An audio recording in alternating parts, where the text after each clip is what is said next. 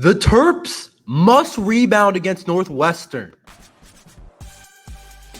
You are Locked On Terps, your daily podcast on the Maryland Terps. Part of the Locked On Podcast Network, your team every day. What's up, everyone? I'm Tre Moore, host of Locked On Terps, part of the Locked On Podcast Network, your team every day. So thank you for making us part of your day, and also video content creator for 247 Sports and Inside Maryland Sports.com.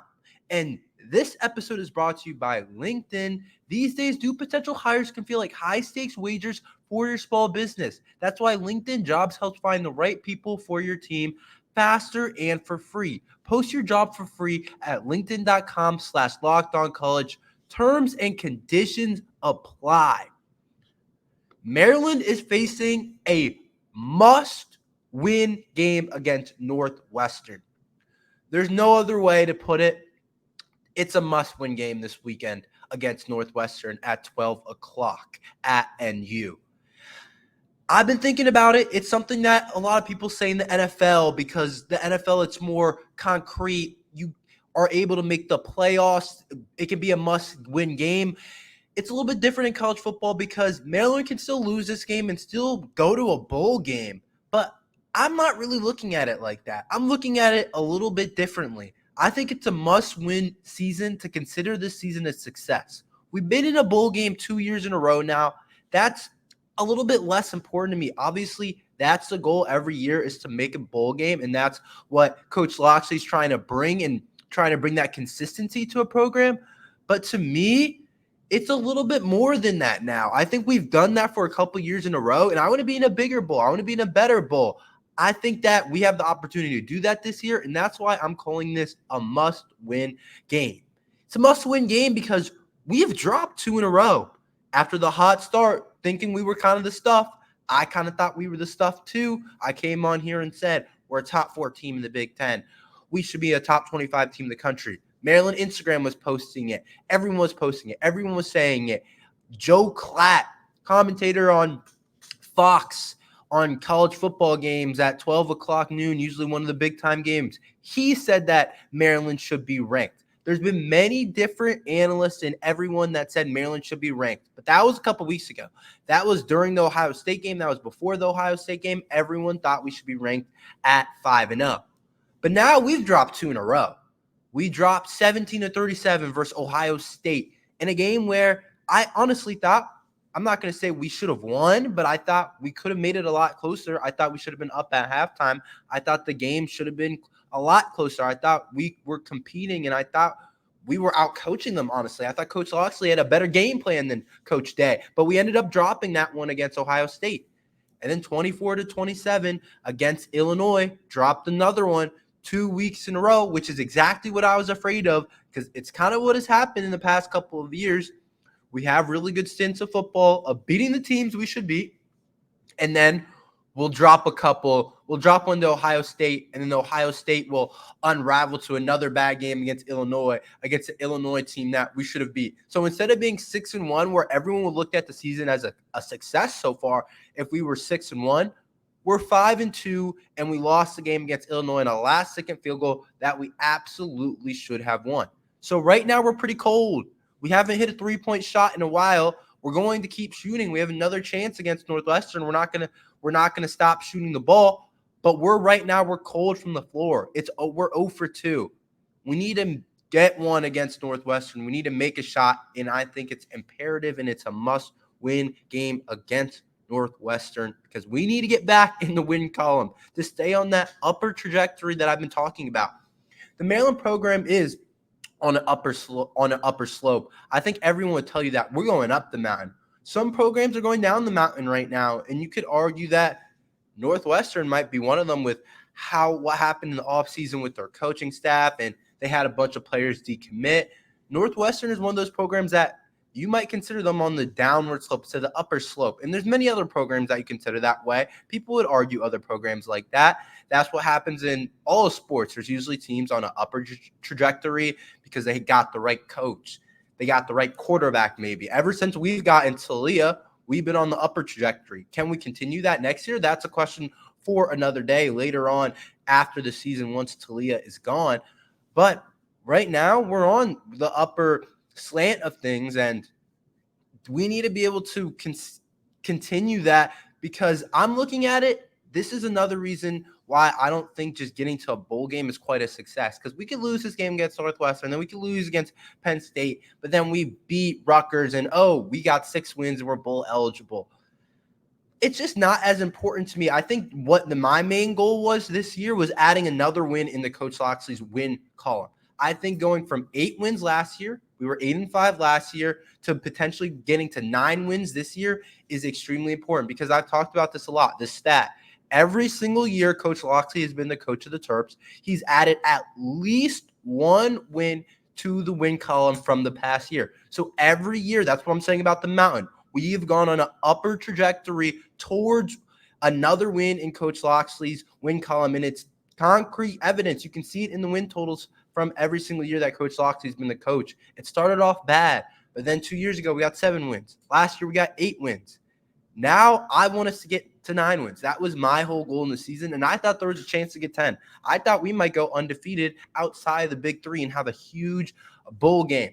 But now it's looking more likely that we're going to get 9 wins. And that's a successful season to me. And I'm not even going to say it's more likely, but I think that we have a good chance of doing that, and that's what I want. And that's why if we drop this game against Northwestern, 9 wins ain't probably going to happen. So that's why another reason I think it's a must-win for us to get our goal this season, or my goal. I mean, their goal was to win a Big Ten championship, but that's kind of out the window. But for us to reach the goal of 9 wins this season, we're going to need this game against Northwestern, because even if we lose to Penn State and Michigan, which we can do, we can end this regular season with 8 wins if we go undefeated outside of those 2, which would probably be favored in the rest of the games. So it's a possibility for sure. We're going to be favored. It's probably likely to happen, but you could also say from Maryland Terrapins fan perspective that it's unlikely to happen. Maryland's dropped these type of games before. It's not out the question. We're better than this Northwestern team, but also to build momentum going into Penn State week. Obviously, that's a couple weeks ahead, and we're not going to really talk about it a lot, but I think it's important for us to build some type of momentum going into Penn State, because Penn State game's at home, and fans are more likely to come if Maryland is 6-2 going into Penn State rather than 5-3 and at 3 losses in a row. So overall, for the Maryland community and bringing a high energy to the Penn State game, then we're going to need this win against Northwestern, because that's going to build momentum. Fans are more likely to come out. I think we play harder after we win, honestly, what I've seen. It's just a different thing when you know you're winning games. Like, you just you rather go out there, you rather be there. And obviously they're going to play harder either way. But we saw that Penn State game against Ohio State. We're not better than Penn State. I'm not saying we're better. They got talent all over the place. They got more talent than us. They had a really good defense. All I'm saying is I saw that offense struggle against Ohio State, and they're going to try and fix some things. They're going to try and get their quarterback, their talented quarterback. They're going to try and get him situated and figure it out. But all I'm saying is I would give ourselves a chance against Penn State. I'm not saying we're going to win the game. I'm not going to say we should be favorites or anything, but I give us a chance at home to beat Penn State. But we're going to have to beat Northwestern first, and a lot of that's going to have to be with Northwestern come from the Northwestern win and building momentum going into and finding that win column again before we have to play a team like Penn State. I think that's another reason why Northwestern is absolutely a must win. And then I touched on this a little bit, but to get the Terps fans excited again, we were really excited at 5-0, and we're still excited for the team and overall what you can accomplish this year and what we've looked like at times this year. But people were really hyped and overall about the overall look of the Maryland program. So to get fans excited again, which I think is important, we need to win this game. And then the last reason why I think it's important is to show that we could go through some adversity. We've gotten 2 losses in a row, and then the whole Sumlin situation, which him getting arrested, I think it shows if we win this game and we win it handily, that we can go through adversity, that our coach can get arrested during the week for a DUI, and we're still able to come back and win a game, even after all the news and stories that are coming out this week, which is, I think, is an important look for a program to show and for our players to show that we can go through adversity, we can go through distractions, and we are still able to beat a team that we should beat. But overall, this is a must-win game against Northwestern. Maryland's strength could be limited against Northwestern. I'll tell you about that after this ad from Prize Picks. Testing my skills on Prize Picks this football season is the most exciting way to play daily fantasy sports. If you have the skills, you can turn $10 into $250 with just a few taps. Prize Picks is the largest independently owned daily fantasy sports platform in North America. We're the easiest and most exciting way to play daily fantasy sports. It's just you against the numbers. Instead of battling thousands of other players, including pros and sharks, you pick more than or less than on 2 to 6 player stat projections and watch the winnings roll in. Go to prizepicks.com/lockedoncollege and use lockedoncollege for a first-time deposit. These days, new potential hires can feel like high-stakes wagers for your small business. You want to be 100% certain that you have access to the best qualified candidates available. That's why you have to check out LinkedIn Jobs. LinkedIn Jobs helps find the right people for your team faster and for free. A lot of people need jobs right now, and if you want to find someone amazing for your company, LinkedIn Jobs helps you find the qualified candidates you want to talk to faster. So post your job for free at linkedin.com/lockedoncollege. That's linkedin.com/lockedoncollege. Post your job for free. Terms and conditions apply.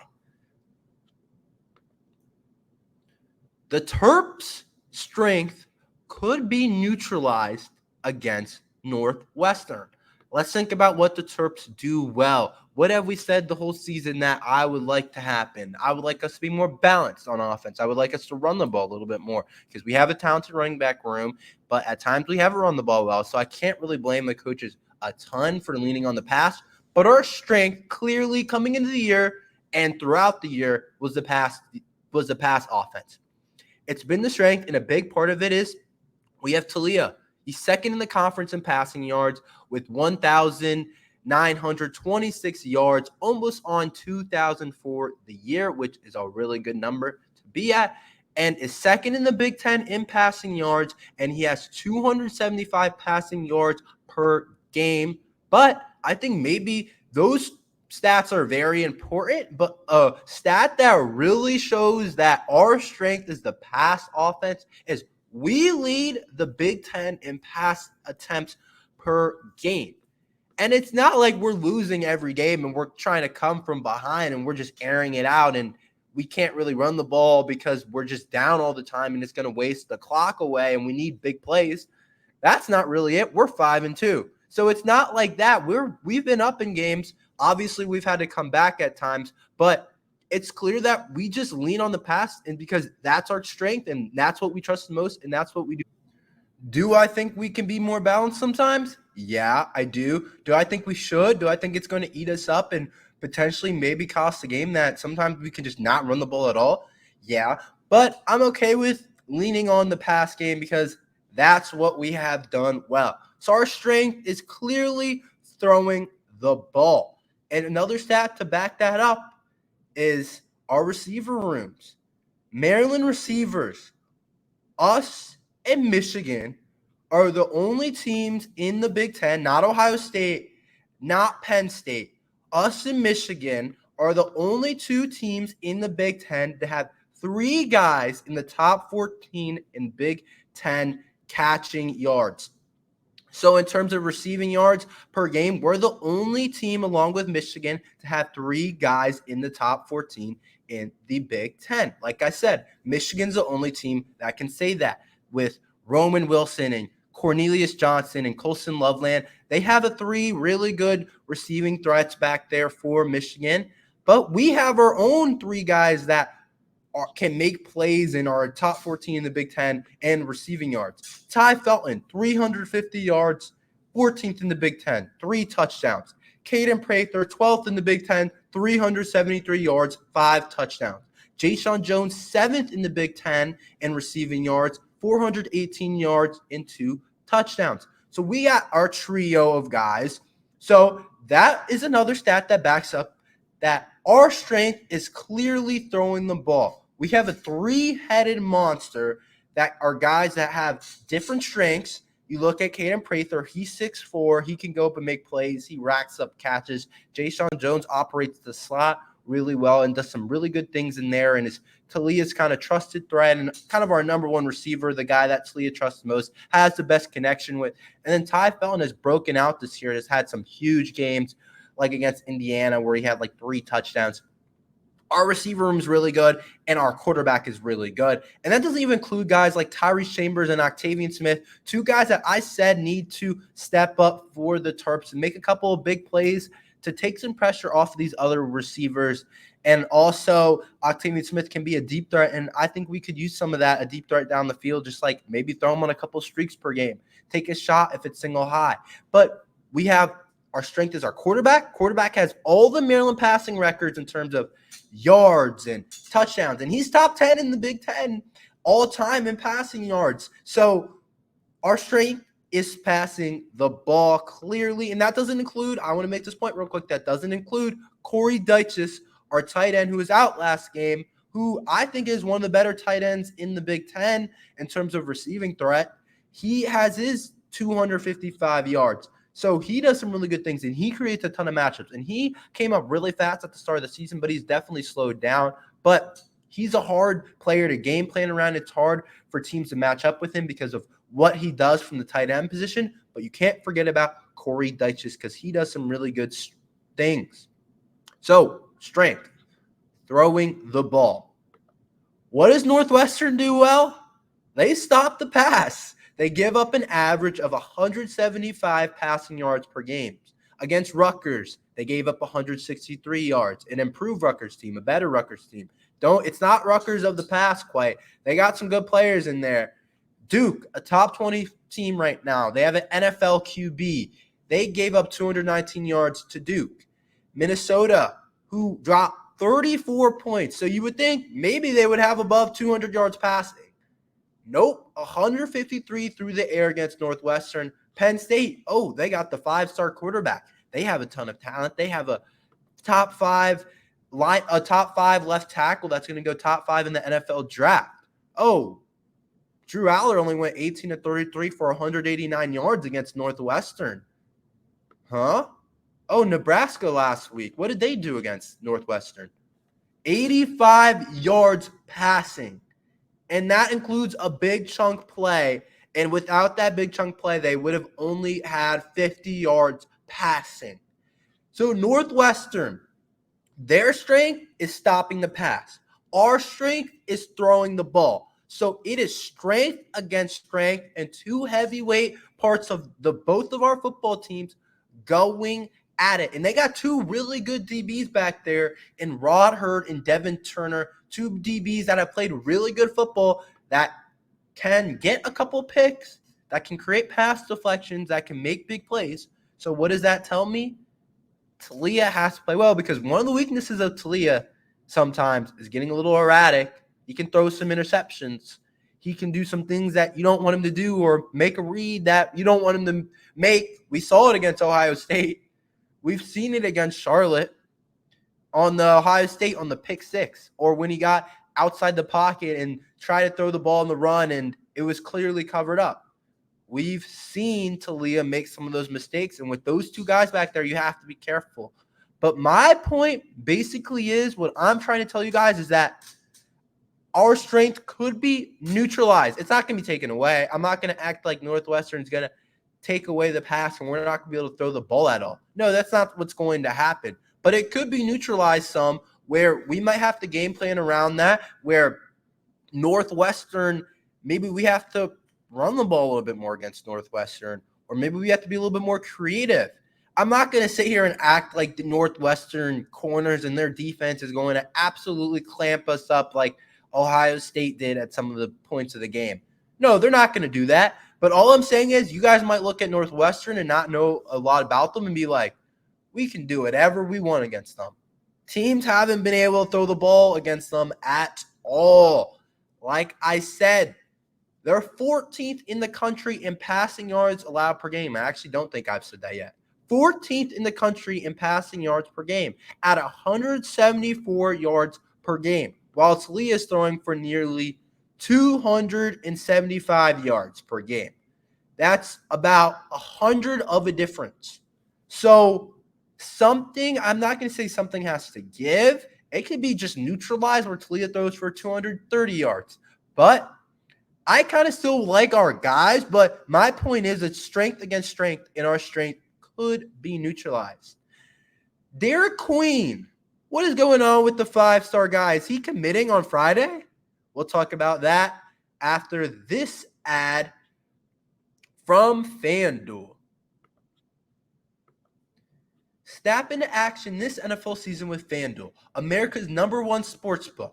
Right now, new customers get $200 in bonus bets guaranteed when you place a $5 bet. That's $200 in bonus bets, win or lose. If you've been thinking about joining FanDuel, there's no better time to get in on the action. The app is easy to use. There's a wide range of betting options, including spreads, player props, over-unders, and more. So visit FanDuel.com/lockedon and kick off the NFL season. FanDuel, the official partner of the NFL.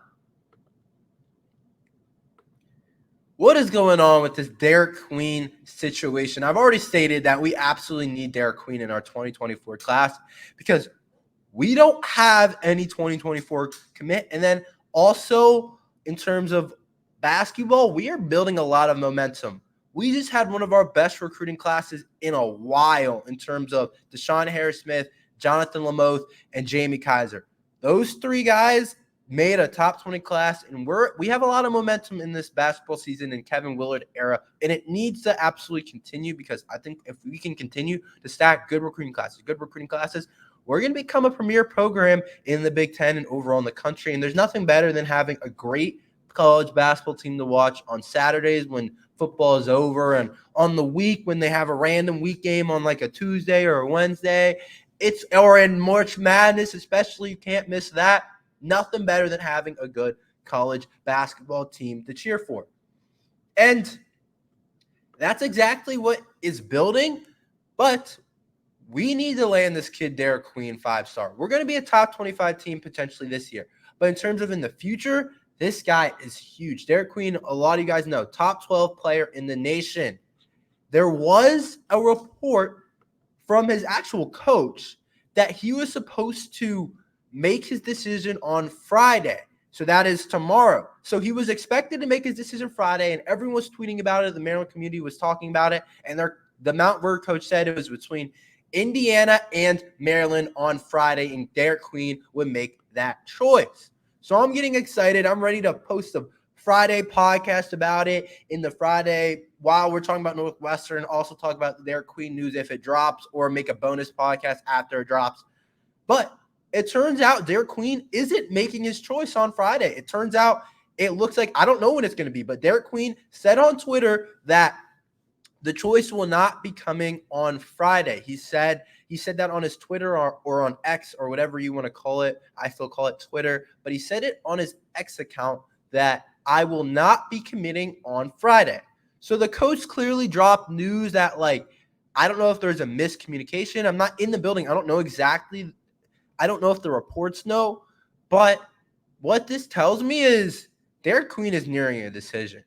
I don't think it's going to be like another month. No, it's going to be like a week. I think sometime next week, and it could drop this weekend, and it could even drop on Friday, even though he's saying he's not going to drop it. Maybe it drops today on Thursday.